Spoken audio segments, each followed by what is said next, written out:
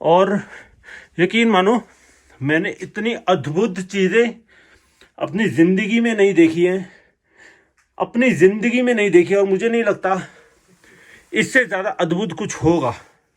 ये जो गुफा है इसका हमारे पुराणों या किताबों में सब में वर्णन किया गया है ना? सब में किया गया। इसका ऐसा है, अभी ये तीसरे युग में चल रही है।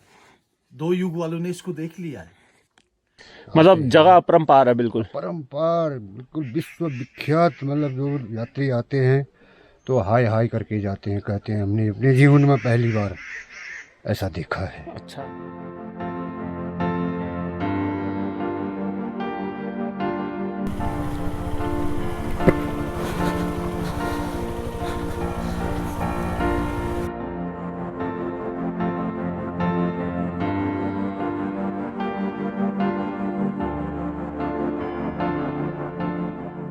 So hello everyone, how are you? This is Ankit and welcome back to the channel once again. So guys, good morning from Munsiyari. और सबसे पहले मैं आपको बता दूं, मेरी एक सीरीज चल रही है जिसमें मेरा प्लान था कि मैं दिल्ली से मुंशियारी आऊँगा, वो भी विंटर्स के सीज़न में। और मैं पिछले 3 रातों से इसी प्रॉपर्टी में स्टे कर रहा था। उसका मेन रीज़न ये था कि मेरे पीछे पूरा दिखता है पंचाचूली पीक्स 1 2 3 4 5, और मैं हूँ अभी मुंशियारी में। काफ़ी अच्छा एक्सप्लोर करा, और भी प्लान था एक्सप्लोर करने का, पर कल यहाँ पर बहुत तेज़ हो गई थी स्नोफॉल, तो ज़्यादा एक्सप्लोर नहीं कर पाया। सो ऑल सेट, अब यहाँ से निकलते हैं। अभी मैंने कुछ प्लान किया है, तो अभी बाइक पे बैठता हूँ, उसके बाद मैं आपको प्लान बताता हूँ कि मेरा आज का क्या प्लान है और मैं अभी कहाँ निकल रहा हूँ। और हाँ, अभी मैं घर नहीं जा रहा। बाइक कोल्ड स्टार्ट कर लिया है, मैप लगा दिया है, क्योंकि कन्फ्यूजन है इधर से जाऊँ या इधर से जाऊँ, दोनों तरफ से रास्ता आता है। तो चलो आज की राइड स्टार्ट कर लेते हैं, भगवान का नाम लेकर। जय माता दी।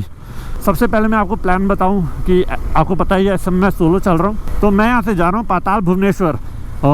ये मुझे एक्चुअली जगह के बारे में कुछ ज़्यादा नॉलेज नहीं है, बट आप लोगों के बहुत सारे कमेंट्स आए थे, आप लोगों ने बोला कि अंकित भाई पाताल भुवनेश्वर जाओ, बहुत अच्छी जगह है। तो उसके बाद मुझे लगा ठीक है, पाताल भुवनेश्वर एक बार ट्राई कर लेता हूँ कैसी जगह है। और मैंने थोड़ा सा जब रिसर्च किया, सुबह सुबह मैं देख रहा था, तो वहाँ पर कैमरा अलाउड नहीं है। एक्चुअली वो एक केव है। वही बात है, रिलीजियस मैटर है, तो जब तक मुझे कंफर्म ना हो मैं नहीं बता सकता कुछ भी। बट देखने में जगह बहुत फैसिनेटिंग सी लग रही है। कल यहाँ पर अच्छी खासी स्नोफॉल हुई है, आधा पौना घंटा स्नोफॉल अच्छी तरह से होती रही। और वेदर फोरकास्ट में 3 दिन यहाँ पर स्नोफॉल है, और नीचे वाले एरिया में बारिश है। देख रहे हो कैसे ब्लैक कैश जमी हुई है, पाला जमा हुआ पूरा।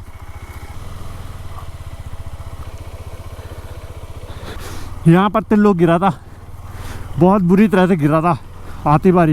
यही लोकेशन थी। मैं बहुत घबरा गया था एकदम से, ऐसे स्किड, इतनी गंदी तरह से स्किड मैंने नहीं देखा अभी तक अपने आगे वाले को होते हुए।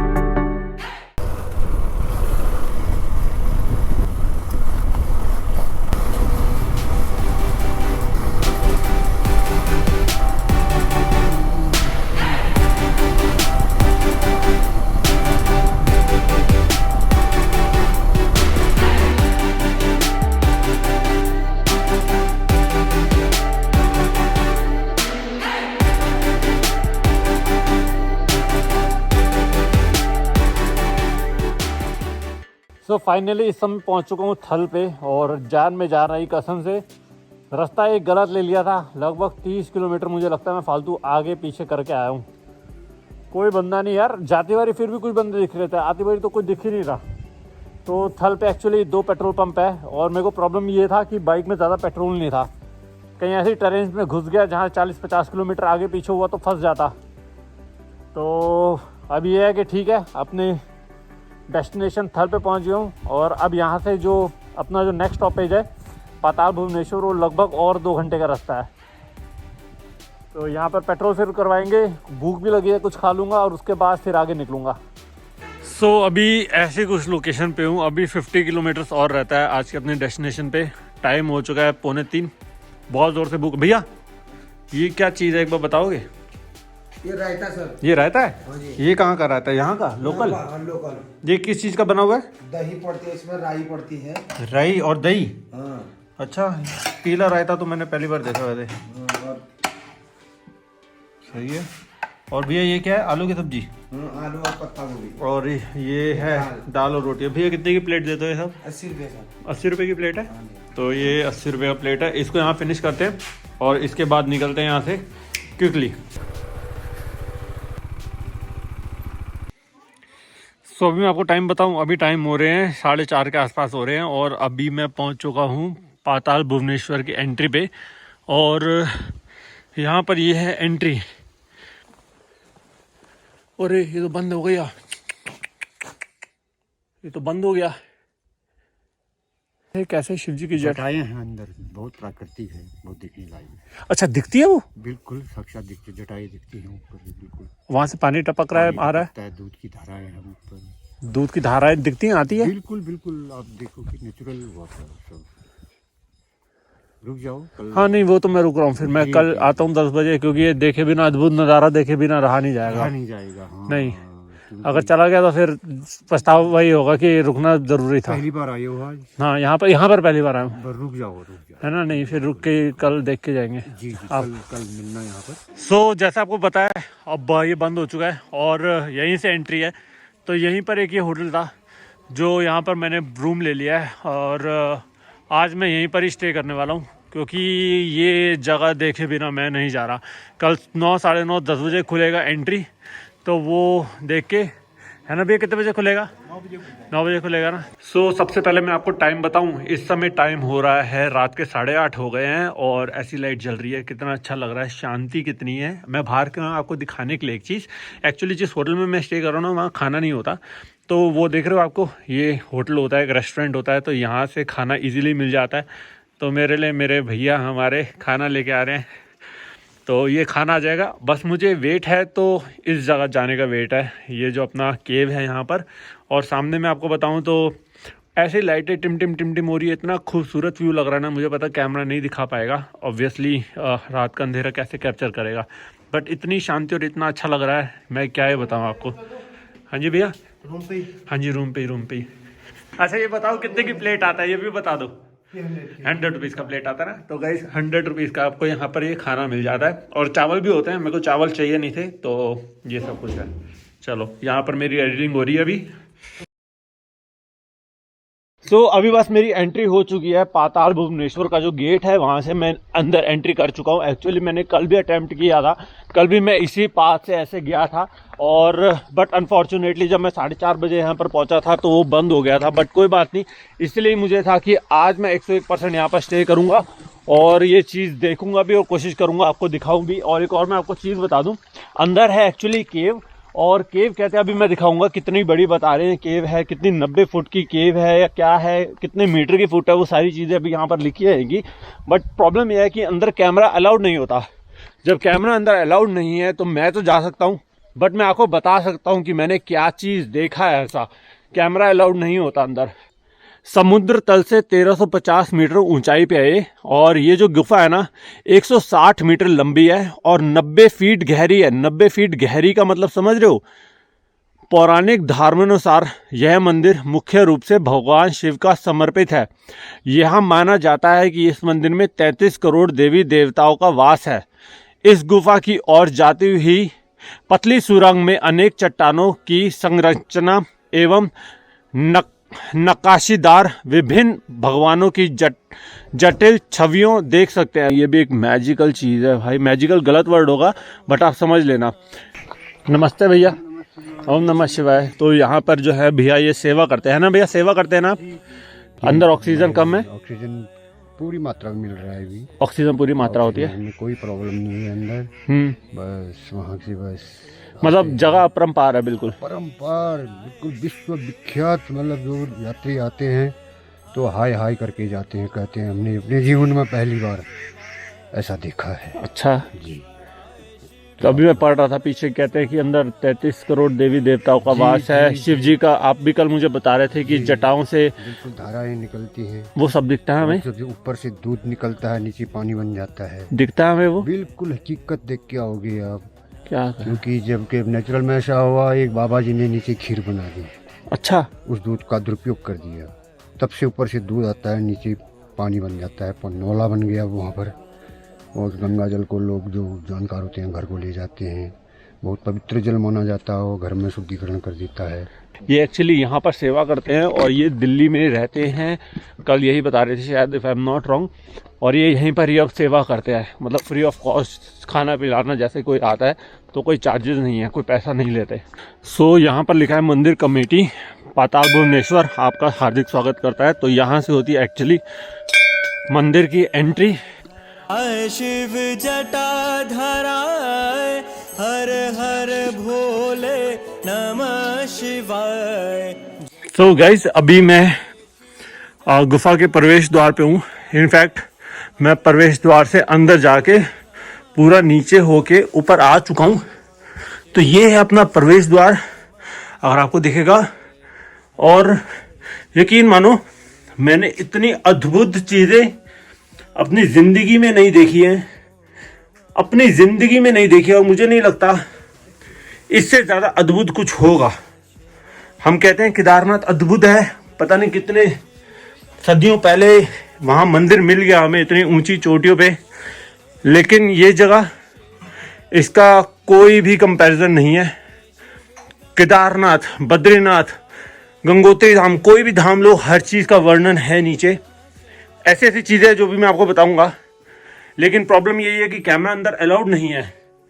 90 फीट में नीचे गया था अभी यहाँ से, और बिल्कुल स्टीप नीचे है, बिल्कुल डाउन, और अंदर जाके इतनी पूरा पहाड़ खुल जाता नीचे से।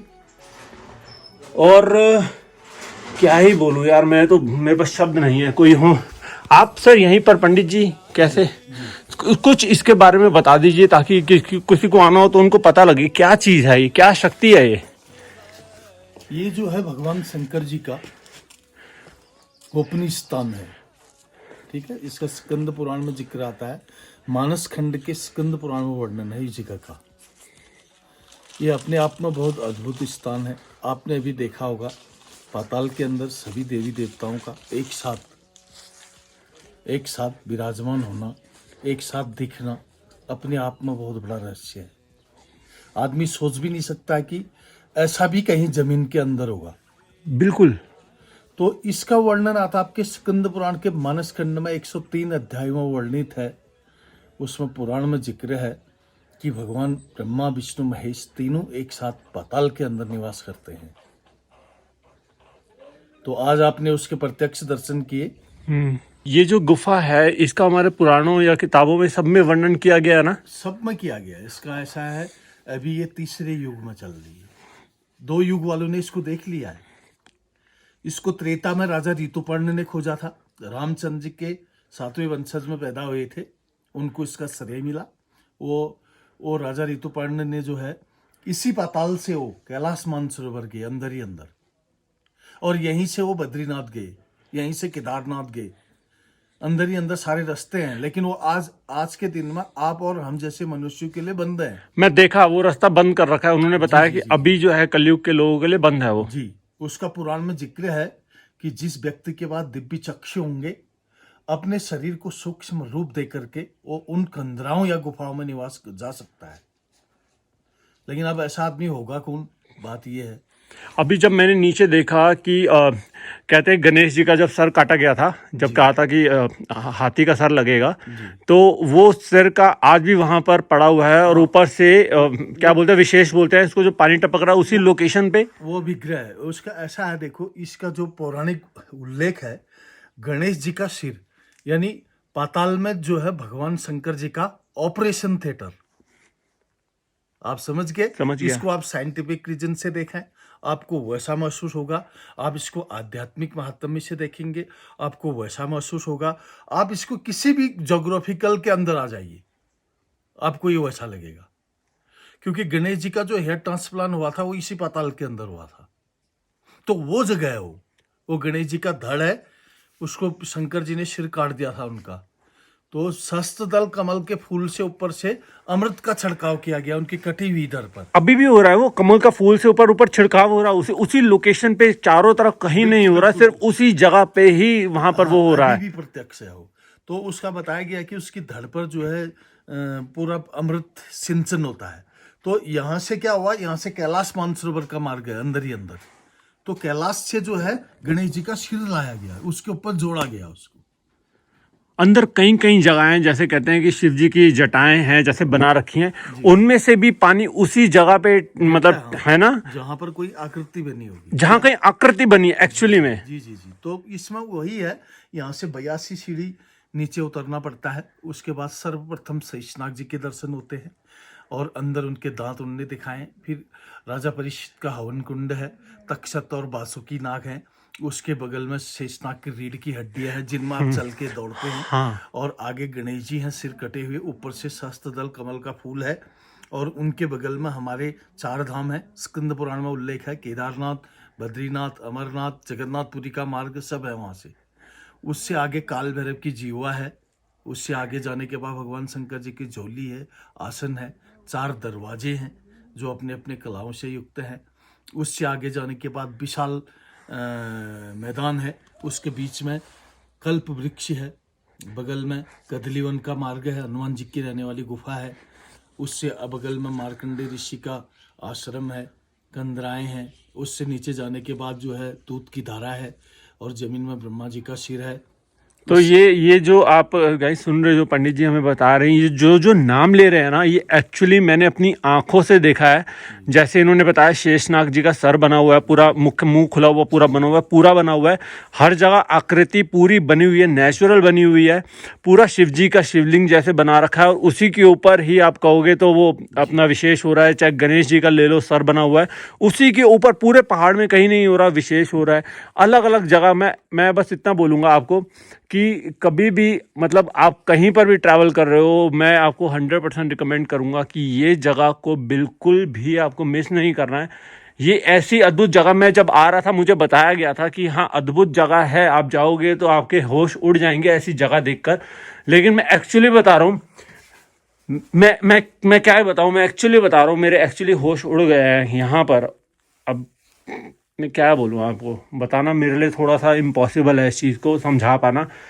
तो बस मैं आपको यही कहूँगा कि आप जब भी आ रहे हो तो यहाँ आपको ज़रूर आना है। और यहाँ पर कैमरा अलाउड नहीं था तो मैं नहीं कर पाया अंदर, बट ऐसी अद्भुत चीज़ें मैंने अपनी ज़िंदगी में नहीं देखी है। हम लोग कहते हैं जैसे केदारनाथ जो टेम्पल है वो हमें इतने हिमालय की चोटी पे मिला, इतने सालों तक वो अंदर पता नहीं कैसे बर्फ़ में दफन था और उसके बाद बाहर निकला, वो मतलब है हमारे में अंदर। और ये जो मैंने चीज़ें देखी, केदारनाथ का तो खाली एक ही हो गया ना, वो अपना परम स्थल हो गया।